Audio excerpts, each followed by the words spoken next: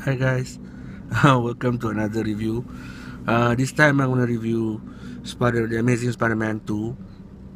um, this Amazing Spider-Man 2 is one of the movie that is 50% good and 50% bad. Meaning, there are elements in it which I love, which are good, but there are also elements in it which are horrible, and I will go into that more in detail. But what Amazing Spider-Man 2 is a continuation of Amazing Spider-Man 1. Um, so you still have the relationship between, the focus is still on the relationship between Peter Parker and Gwen Stacy, and then you still have he's still Peter Parker is still searching for his dad, trying to solve the mystery, and then you get to meet new villains like in the trailer they show the villains like Rhino, Electro, and the Green Goblin, which is also his friend. The character of Green Goblin is his friend Harry Osborn. Now here's my what I like about it, what I think is good about it. The movie is good because in the way that they focus on the love relationship between Peter Parker and Gwen Stacy in the beginning, especially in the beginning lah, because Mark Webb, the director of the both Spider-Man series so far, is really good at mood shooting love stories. I think he really focuses on that. Even in the interviews, if you read the interviews that he did to promote this movie, Amazing Spider-Man 2, a lot of his comments is about the love relationship, and it shows because he really take care of that. And that's the good one good point of the movie. Second good point in the movie is the special effects. I think the special effects are really good, especially Spider-Man flying around the city. Although you don't get that too, I mean, not much, but in the beginning part you get a lot of that because the movie, like I said, they really focus on a love story, so you got a lot of them show that both of these people in love and stuff like that. Um, what and I'm trying to figure out what else is the good part of it. Oh yeah, I like how Harry Osborn came back and then meeting with Peter Parker. They are friends, and so they have these scenes mingling up, but not enough. Just one scene, but was done very well done. With friends. Um, the development of the Harry Osborn character in the beginning is really good. It really shows the character development very almost authentic, I would say. And then the character of Electro um, was also in the beginning also was quite good. Now let's go to the that's some of the good points of the movie, and I think cover it all. But the movie is, like I said, it's really frustrating because there are also bad elements of the movie, and the worst elements of the movie are, like I said, in the beginning they did a lot of focus on developing the villain characters also, like Harry Osborn, Electro, but the moment they became the villain, I mean, the way they transform from sympathetic characters to villainy is so unconvincing to me because it was so abrupt. Suddenly they become evil. It wasn't really convincing to me, and the moment they changed into the bad guys, the bad villains, it seems like Mark Webb stopped focusing on them as human characters and just made them into this caricature to the villains. So I feel it's a bit abrupt. It's not on par with the development that it was trying to do. Not on par with Spider-Man, of course, which is like sad. Um, um, and then second point that I think I just need to mention is is the similarity between Sony film. This movie is done by Sony, even though it's Marvel production and Marvel has been bought by Disney, but it's Spider-Man franchise is still by Sony. Now the biggest problem with this is the trailer. If you watch the trailer, almost all the major scenes, major fight scenes, major plot points, almost all, like I would say 90%, is in the trailer. If you've seen the trailer, you've probably seen the ending. The last scene of the end of this movie is in the trailer. So the trailer, I really don't know why Sony, the direction that Sony is doing with the trailers and stuff like that. They expose so much of the movie. I mean, it's just silly. They expose the Green Goblin way too much in the trailer.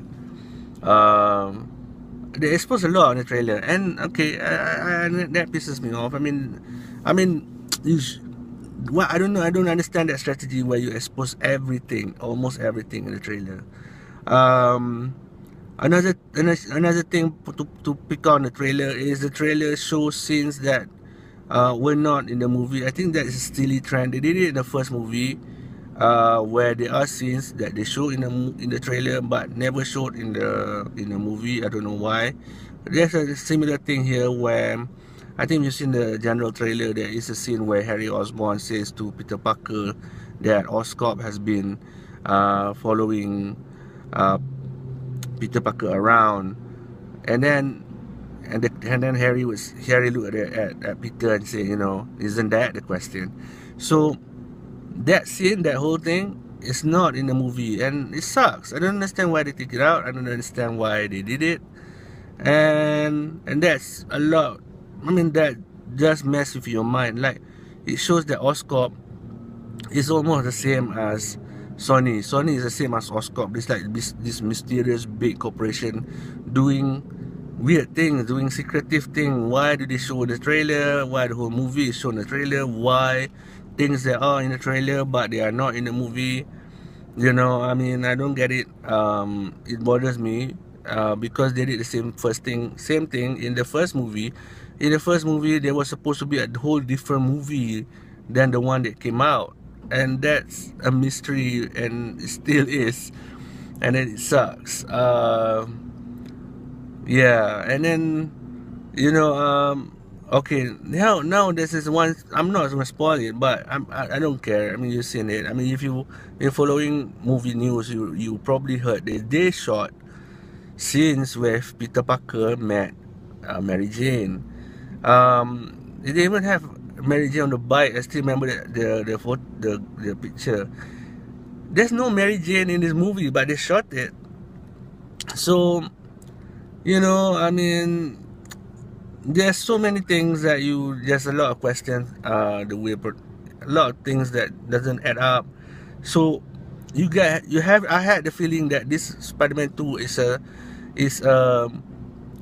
a setup for Spider-Man 3, and then with Mary Jane and all that stuff, and then the leftovers, whatever they did not show they show in trailer, but they didn't show in the movie, in the actual movie of part 2. So I have those problems with Sony, and like I said, the first is the development of the villain. The second, I have problem with the how Sony promotes it, or Sony shot it, or how Sony edit the film from Mark Webb.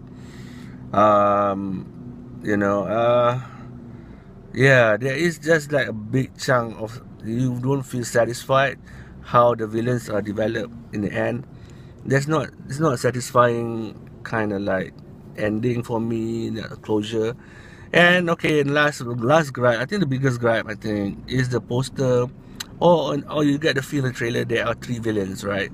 So you got the trailer clearly showed Rhino, or Electro, and then they showed Green Goblin. And here's the sad part.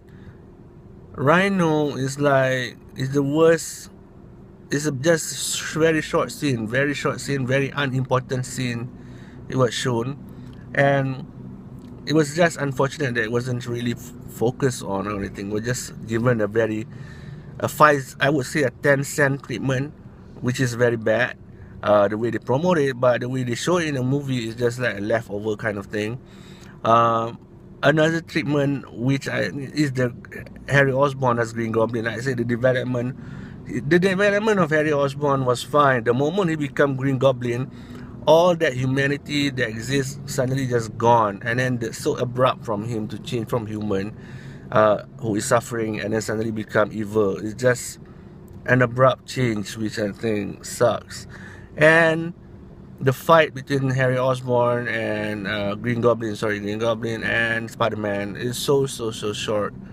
Not as short as Rhino, but still short, which is not satisfying for me. The main focus and the main villain is Electro, which, like I said, the moment he became Electro, they showed the development of the Electro was so uninteresting. The moment he became Electro, he became less interesting than when he was before Electro. That's weird, isn't it? The moment he became the villain, he became less interesting. Why? There's no development of the character. The character from 3D, almost funny guy, got electrocuted by eels and then become this villain. That's it. Still abrupt. How did he just become evil? Not satisfying. And then it's just not convincing. And then the development as a villain, Electro was so dull. So yeah, so like I said, the movie is like, it's not a bad movie. It has like in the middle line, which is good. Like 50% of it is good. The love scenes, relationship, romantic scenes between Peter Parker and Gwen Stacy was fantastic. I mean, I like it. It was well shot, well done. Except one scene when he was on the bridge. I don't know why they do that scene, that shot. It was so cliche.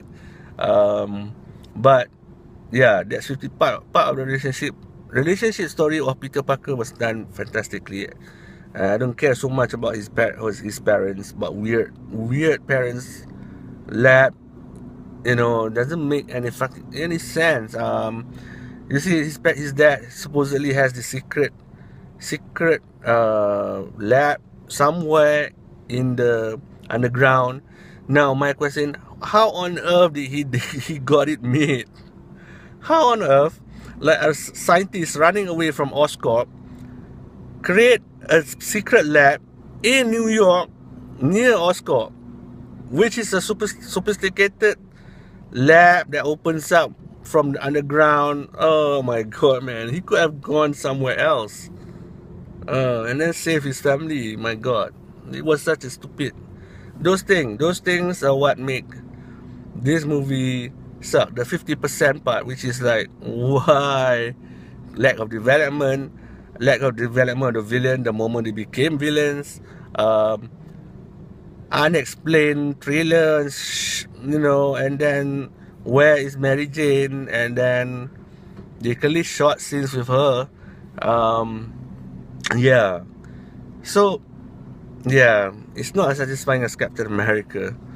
It's like this. Like I said, it's Marvel, but it's under Sony, and then don't understand what Sony is thinking about. Sony is Oscorp. I have this feeling that Sony is Oscorp because it really is an uneven movie. I think if Sony gave this movie to another director, it will totally fail. And the only thing that saving grace for this movie is Mark Webb. I think that's the only director holding this movie together, because Sony clearly messed up in the trailer, and I don't know what else they edit out of the full, of the final film. So that's my very reluctant review of this movie. Out of 10, I'll give this movie a 7.5. You know what I mean? It's a bit sad. They didn't really not a satisfying movie. Completely satisfying movie. You do have some bits and pieces that you like. When the special effect kicks in, when the love relationship kicks in. If I have this copy and I want to re-edit the whole movie, I just take out the love scenes, put it in, take out the Electro scene, just put in Spider-Man versus the Green Goblin. Because, I don't know.